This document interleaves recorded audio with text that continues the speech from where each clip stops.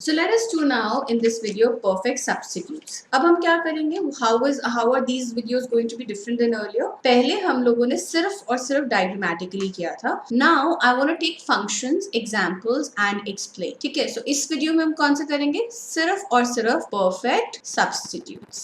Let's take the first example. U is equal to 2x1 plus x2 and subject to x1 plus x2 is equal to 100. Right? So now what is the first thing you know? The first thing is that you know कि perfect substitutes जो हैं उनका solution जो है वो corner पे होता है. तो जब आपको ये पता लग गया कि perfect substitutes का solution corner पे होता है, ये हमें कैसे पता लगा? Last वीडियो में हमने डायग्राम किया था ना, हमें पता है कि ये मेरी एक बजट लाइन है और मेरे जो ICs है वो या तो ऐसे होंगे या फिर ऐसे होंगे. तो दोनों केस में या तो मेरा इक्विलिब्रियम यहाँ पे होगा या यहाँ पे होगा, इंटीरियर में नहीं हो सकता. सो परफेक्ट सब्स्टिट्यूट्स का इक्विलिब्रियम कहाँ होगा? कॉर्नर में. कॉर्नर का सोल्यूशन निकालने के दो तरीके होते हैं. I am doing the new condition with you. या तो आप उसको डायग्रामेटिकली निकालिए, जिसमें मैं बिलीव नहीं करती क्योंकि कभी कभी ना इसमें बहुत कंफ्यूजन हो जाता है. Second is your the way you do x and y axis. Let me teach you this one. So equilibrium will either happen on the x axis or it will happen on the y-axis.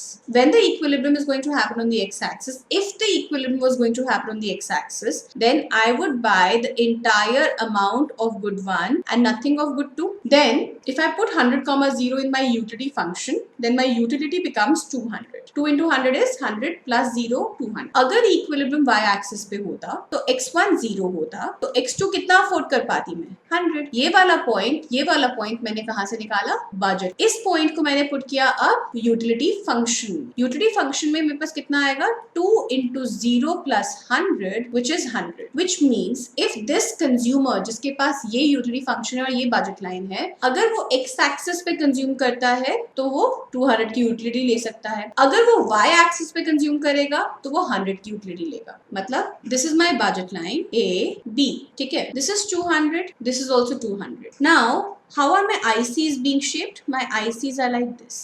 One possibility. The other possibility is this is my budget line A and B. How are my ICs? My ICs are like this. Right? Now, I need to figure कि मेरा ये वाला diagram ठीक है कि ये वाला diagram ठीक है. अगर मेरा ये वाला डायग्राम ठीक है, then the equilibrium should be on A. क्योंकि B पे तो IC मतलब satisfaction कम है. और अगर मेरा ये वाला डायग्राम ठीक है, तो my equilibrium should be on B. So perfect substitutes के अंदर यही figure out करना पड़ता है कि हमारा जो कॉर्नर सोल्यूशन है वो कॉर्नर ए वाला है या वो कॉर्नर बी वाला है. तो या तो आप डायग्राम बनाओ, डायग्राम में आप पहले इसका स्लोप बनाओ फिर इसका स्लोप बनाओ और आप ऐसे देखो तो आपको पता लग जाएगा कि दिस और this which one is true. या फिर आप ये वाली चीज करो. आई वुड से आप ये वाली चीज करो. तो हमने क्या किया? हमने एक्स एक्सिस लिया, वाई एक्सिस लिया, दोनों में हमें रियलाइज हुआ कि यूटिलिटी जो है वो बी पे ज्यादा है ए से, which means my this diagram is true, which means that the consumption should be where? It should be on the x axis. But sometimes what happens is कि आपको डायग्राम में ज्यादा कंफर्ट रहता है तो मैं उसको भी ड्रॉ करती हूँ. But the same question, अगर सेम क्वेश्चन हम ले और इसको मैं बोलूँ कि मैं डायग्रामेटिकली सॉल्व करूंगी तो मैं क्या करूँ? And this is not just for the cross check. For the people who have understood the earlier example, please stick to that method only. Okay? This is 100 here. x1 is 100. x2 is also 100. क्योंकि p1 x1 plus p2 x2 is equal to 100 आता है ना. तो ये तो हो गई मेरी बजट लाइन A B. अब मैं बनाऊंगी ICs. ICs के लिए I have 2x1 plus x2. 2x1 plus x2 का मतलब है can I put a point like 10, 0? If I put a point like 10, 0, I get a utility of 20. For a utility of 20, I can have another point on the y-axis which is 0, 20, which means that I have a smaller gap here but a higher gap here. My curves, my IC curves are really steep. So these are my IC curves. When I draw these to be my IC curves, then I automatically know that B is my equilibrium. So whether आप उसको diagrammatically करो या फिर आप उसको इस वाले method से करो जो मैंने आपको सिखाया यहाँ पे एक्स एंड वाई एक्सिस का, वो आपकी मर्जी है. बात एक ही है, आंसर सेम आए. Let me take one more case. U is equal to x1 plus 2x2. Subject to the budget line. The budget line is 2x1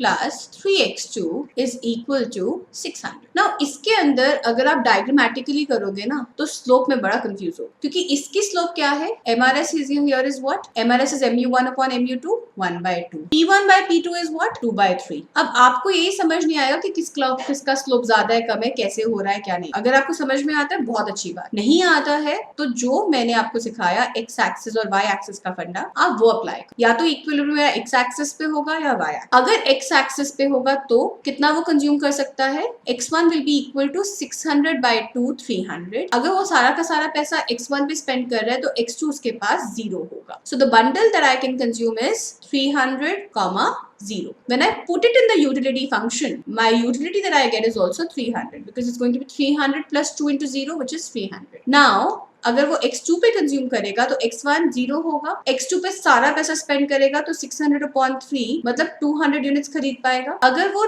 bundle करेगा कंज्यूम 0,200 तो उसकी यूटिलिटी कितनी होगी, 0 plus 2 into 200 which is 400. So he is consuming on the y axis.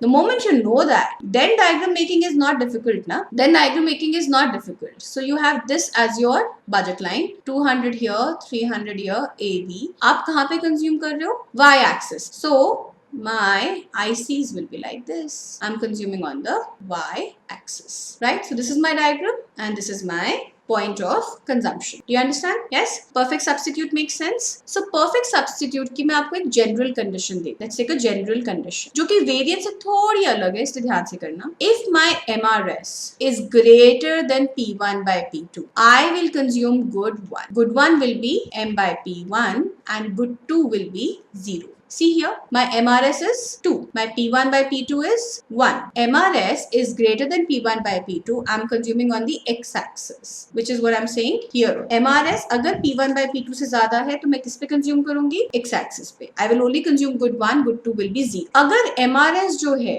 वो P1 by P2 से कम है तो हम सिर्फ good 2 कंज्यूम करेंगे. good 1 जो है वो हो जाएगा 0. good 1 जो है वो हो जाएगा 0. So इन दोनों केसेस के अंदर हम लोग एक और सिंप्लीफिकेशन कर सकते हैं जो वेरिएंट ने करी है. If let's suppose my MRS is 1, but this is only a very one unique case. इसका कोई significance नहीं है क्योंकि one unique case है ना. MRS is equal to 1 is only one of the cases of perfect substitutes. Otherwise, perfect substitutes it can be limitless. It can be as much as 100x1 plus x2. So MRS is equal to 1 is just one unique case. But अगर MRS 1 है तो अगर P1 greater than P2 है तो आप consume करोगे good 2 और P1 less than P2 है तो आप कंज्यूम करोगे good 1. ये बड़ा सिंपल है ना. अगर दोनों से आपकी मार्जिनल यूटिलिटी सेम है, MRS is equal to 1 का क्या मतलब हुआ, दोनों से मेरी मार्जिनल यूटिलिटी सेम है. So U then is equal to या तो x1 plus x2 या 2x1 plus 2x2 so on and so forth. So जो यूटिलिटी मुझे good 1 से मिल रही है वही यूटिलिटी मुझे good 2 से मिल रही है. So if my utility from good 1 and 2 is same, तो मैं कौन सा गुड खरीदूंगी जो सस्ता है. So if P1 is lesser,